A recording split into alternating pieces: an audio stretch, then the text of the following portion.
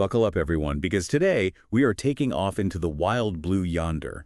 That's right. Today we're diving deep into the world of electric planes and boats. That's right. It's not just about those electric cars anymore. The future of transportation is getting a serious jolt of electricity, and we're seeing some incredible innovations pop up all over. Yeah, and I think it's super exciting to think about, hopping on an electric plane to visit family across the country or, taking a silent boat trip without any emissions. It's really cool to see how this technology is changing the way we think about travel, and it's about more than just getting from point A to point B. It's about doing it in a way that's good for the planet. Absolutely. All right, so let's start with this massive electric plane being built over in Sweden. This thing is called the Heart X1, and it's like a sneak peek, a prototype for a bigger regional aircraft that'll carry like 30 passengers, the ES-30. Yeah, and one of the biggest challenges they've always had with these electric planes is, the weight of the batteries. I mean, to get something that big off the ground and keep it up there, you need a ton of power, and batteries are heavy. Yeah, that makes sense.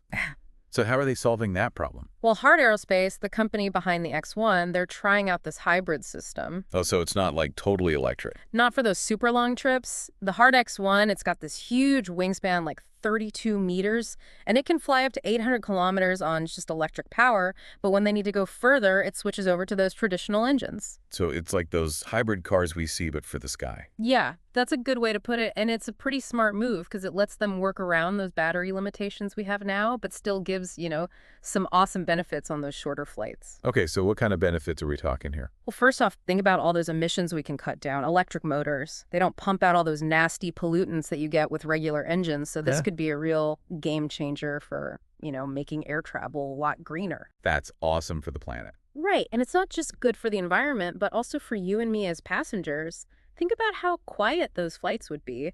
Electric motors are so much quieter than those roaring jet engines. I can already imagine how relaxing that would be. Just, reading a book, enjoying a smooth and silent flight. Exactly, and don't forget about the potential for saving money. Electricity is generally cheaper than jet fuel, so airlines could really cut down on their operating costs. Hopefully that would make flying more affordable for everyone, right? Exactly. But you might be wondering, if this hybrid thing is so great, why isn't everyone doing it? Yeah, that's a good question. Well, there are still some kinks to work out. Hybrid systems can get complicated. You're basically dealing with two different power systems in one plane. And some experts think that going all electric, even if it means bigger batteries, might be simpler in the long run. Huh.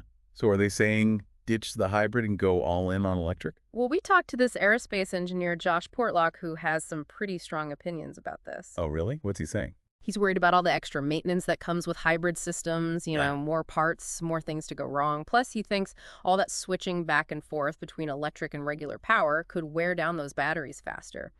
He's a big believer in keeping things lightweight, especially for planes, and he thinks a purely electric system could end up being lighter and more efficient in the long run.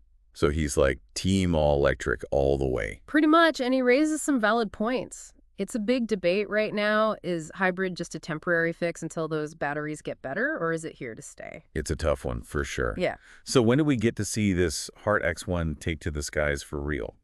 They're aiming for a test flight early 2025, and they just got this huge grant from the FAA, over $4 million just for developing the propulsion system. Yeah. So it seems like things are moving along pretty quickly. That's amazing. Yeah. So we might actually see this plane flying people around, commercially in a few years. Yeah, they're hoping to have the ES-30 ready for passengers by 2028, and they're already building another prototype, the Heart X2, to test out all the new ideas they come up with during those X1 test flights. Wow, it's crazy how fast this tech is moving. And you know what I just found out? You can actually fly this plane already in Microsoft Flight Simulator 2024. It's like getting a sneak peek into the future. All right, so we've talked about planes. What about these electric boats, the WaveFlyer you mentioned? Ah, yes, the WaveFlyer. Imagine this. You're on a boat gliding over the water. Wait, hold on. Before you get too poetic, what exactly is a WaveFlyer? Well, it's this electric boat made by an Australian company called Electro Nautic. And what sets it apart is this thing called hydrofoil technology. Basically, it lifts the boat out of the water as it speeds up, so it's like it's flying. Whoa, that sounds so smooth and efficient. Yeah. So how do these hydrofoils work? They're like underwater wings. Yeah. As the boat picks up speed, they generate lift, just like an airplane wing, and that lifts the hull out of the water, and since there's less drag, the boat needs way less power to move forward. So it's like the boat is actually flying above the water. You got it. And think about this, 80% less energy used compared to those old school boats, zero emissions, and a ride that's so peaceful and quiet you can hear the birds singing. Wow, I'm sold. But what's going on under the hood, so to speak? How does this thing actually work? It's all thanks to this really smart control system they call WaveDrive. Okay, so what makes WaveDrive so special? Well, for one thing, it uses these twin electric motors that are directly connected to the propellers, no bulky gears or anything, which makes it super efficient. It also has this liquid cooling system that keeps everything running smoothly and prevents wear and tear. So it's not just about the hydrofoils, it's about all the little details that work together to make this thing so awesome. Precisely. And remember those tubes we were talking about on the wings of the Hard X1? Well, the WaveFlyer has those too, but they're on the tips of the hydrofoils. They help smooth out the ride. So they're using ideas from airplanes to make boats better. Exactly.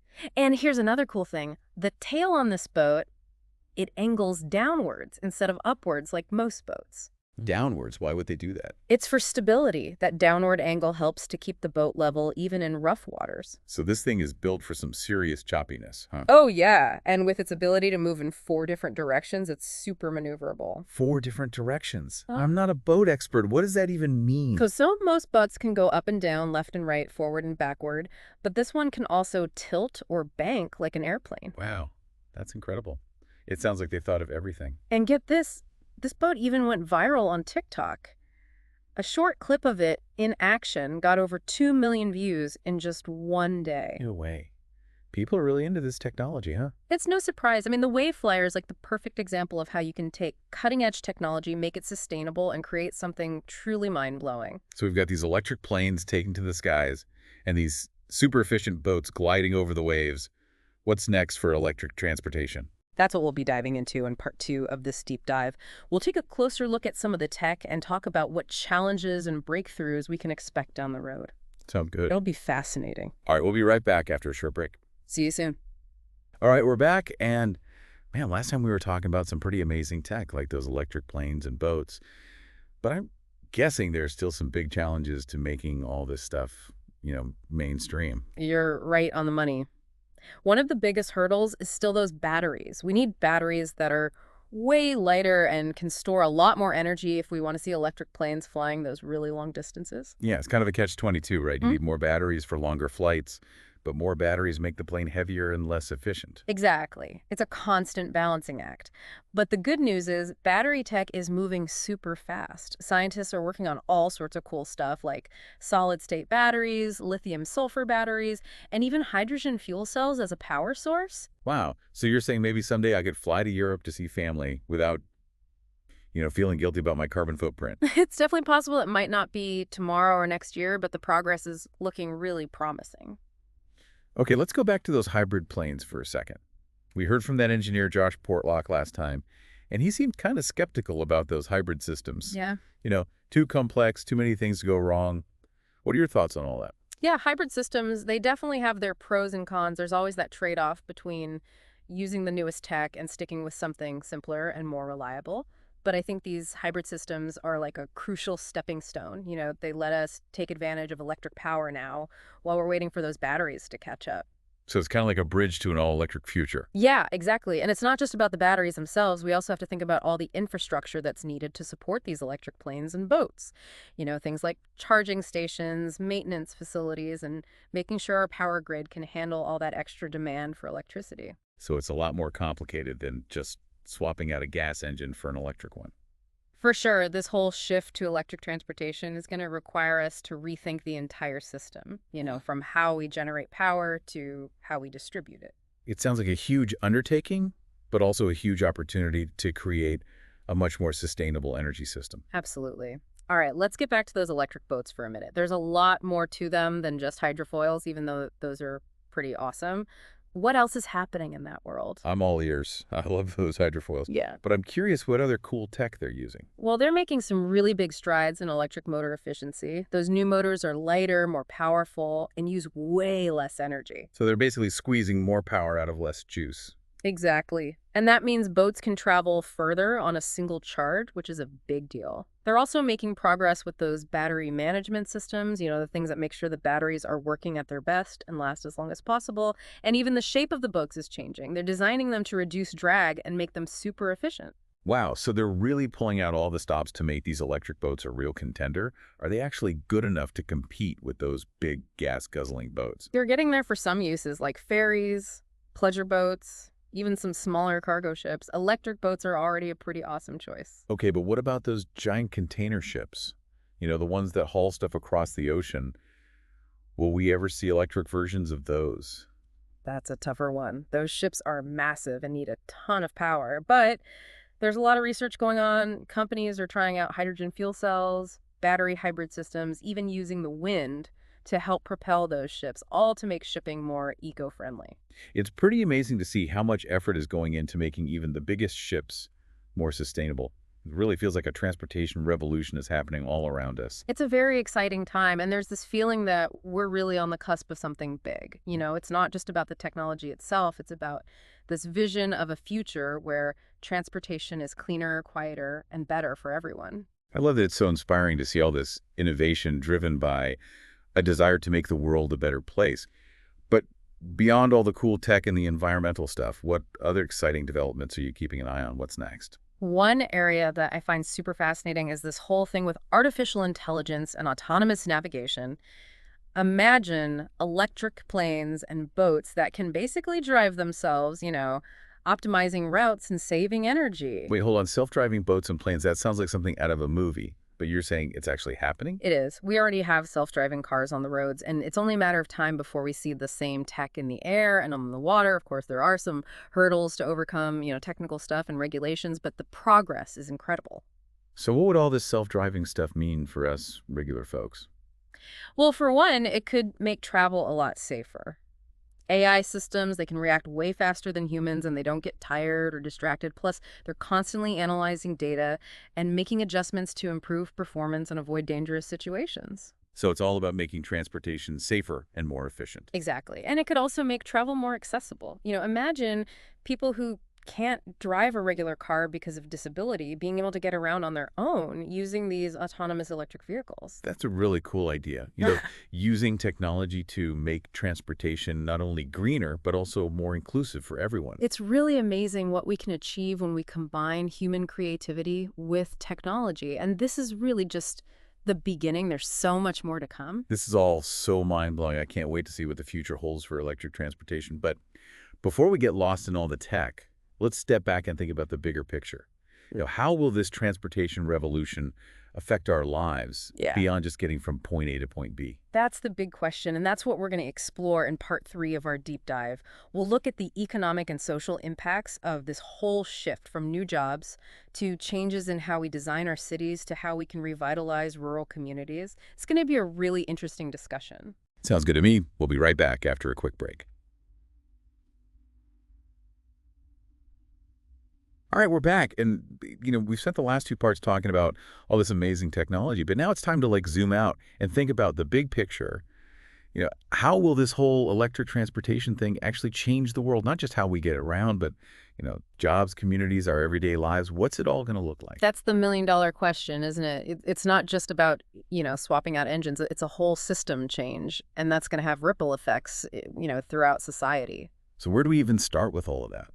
Well, let's start with the economic side of things. This shift to electric transportation, it's going to disrupt some of those big industries, like oil and gas, as we start using less fossil fuels. Yeah, those are some huge industries. Absolutely. But it's not just about people losing jobs. This change also creates a massive opportunity for growth in new sectors. Think renewable energy, battery manufacturing, building all the infrastructure to support electric vehicles. It's a whole new world. So instead of just, replacing jobs, we're actually talking about creating entirely new industries and a whole new set of jobs. Exactly. You're going to need people to design and build better batteries, make electric motors, install charging stations, even write the software for those self-driving planes and boats we were talking about. It sounds like a huge boost for the green economy. It definitely has that potential.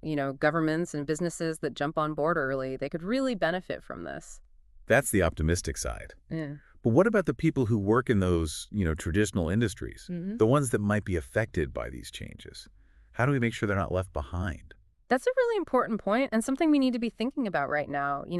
Investing in retraining programs, giving support to workers who might lose their jobs because of this shift. It's about making sure everyone has the skills they need for these new jobs that are being created. So it's about making sure everyone benefits from this progress, not just, a lucky few. Exactly. We need to make sure this transition is fair for everyone. Okay, so beyond creating jobs, what other economic impacts can we expect from, electric transportation becoming more widespread? Well, one of the biggest changes could be lower costs for everyone. Individuals and businesses, electric vehicles are generally cheaper to run than those that use gas or diesel. Think about it. Less money spent on fuel, fewer trips to the mechanic, maybe even lower insurance costs. Now you're talking, I like the sound of that, but will regular people actually be able to afford, electric planes and boats, or will they just be for rich people? That's a valid concern at first. Like any new technology, the price is going to be higher than those traditional options. But as more companies start making them and the technology gets better, those prices will come down and more people will be able to afford them. So it's just a matter of time before electric transportation becomes like the normal thing. I think so. We've already seen it happen with electric cars. Mm. They used to be this niche thing, but now they're everywhere. And I think planes and boats will follow the same path. Okay, so we've talked about jobs in the economy, but how will this shift to electric transportation change, the places where we live? Well, one of the most obvious changes will be less noise and air pollution. Imagine cities that are quiet and peaceful without all those engines roaring. I would love that. I hate all that city noise. Oh, right. And we might even start designing our cities differently, with fewer parking lots and gas stations. We could have more parks, green spaces, places for people to walk and bike. Yes, cities designed around people and sustainable transportation. That's a great idea. And let's not forget about those smaller towns and rural areas. Electric planes like that Hart ES30, they could make it easier to travel between those places, connecting communities that haven't had good air service in years. It could bring new economic opportunities and help people stay connected. It's amazing to think about how these innovations can have such a big impact everywhere from big cities to small towns. It feels like a real turning point. It's a really exciting time to be alive, and while there will definitely be challenges along the way, the creativity and the passion that people are bringing to this, it gives me a lot of hope for the future. I am right there with you. So as we wrap up this deep dive into the world of electric planes and boats, what's the one thing you really want our listeners to remember? I think the most important thing is that the shift to electric transportation, it's more than just about new technology. It's about changing our whole society. It's a chance to create a future that's better for the planet and for all of us. I couldn't have said it better myself. And to our listeners, as you go about your day, try to imagine a world with quiet skies, clean air, and transportation that works for everyone. That's the future we're heading towards. And it's pretty awesome to be a part of it. Thanks for joining us on this electrifying deep dive. We'll see you next time.